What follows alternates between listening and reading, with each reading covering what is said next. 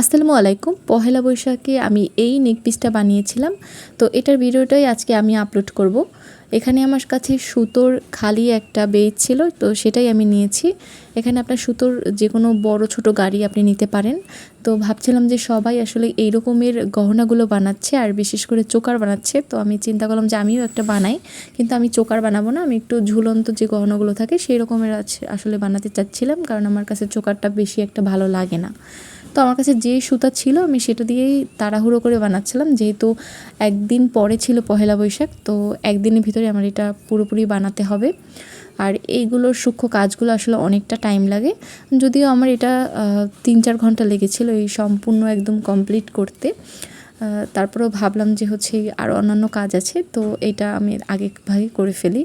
আর এখানে আমার কাছে কাঠের পুঁতি ছিল, তাই ওটাই নিয়েছি। আর এখানে আমার একটা ঝুমকোর মতো ছিল, সেটা আমার ভাঙা ছিল একটু, তো আমি এটার কাছ থেকে এই ঝুমকোগুলো নিয়েছি। আপনাদের কাছে যে কোনো কানের দুলের বেস টেস থাকলে নিতে পারেন, কোনো সমস্যা নেই। আর কড়ি নিয়েছিলাম আমি। এরপরে হচ্ছে আমি ঠিক আমার এটা দেখতে সিম্পলি এত সুন্দর লাগছিল, তারপরেও আমি ভাবলাম যে এখানে আমি একটু আর্ট করে দিই। আর্ট করতে আমার ভালো লাগে যেহেতু, আমি ভাবছিলাম যে আমি আসলে লাল আর সাদা রাখবো এখানে।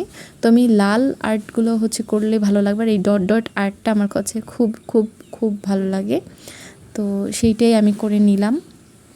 আপনারা যে কোনো ধরনের আর্ট করতে পারেন। আর এখানে আমি একটা আয়না বসিয়েছিলাম, পাশে এরকমের এগুলো কিনতেই পাওয়া যায় আয়নার সাথে।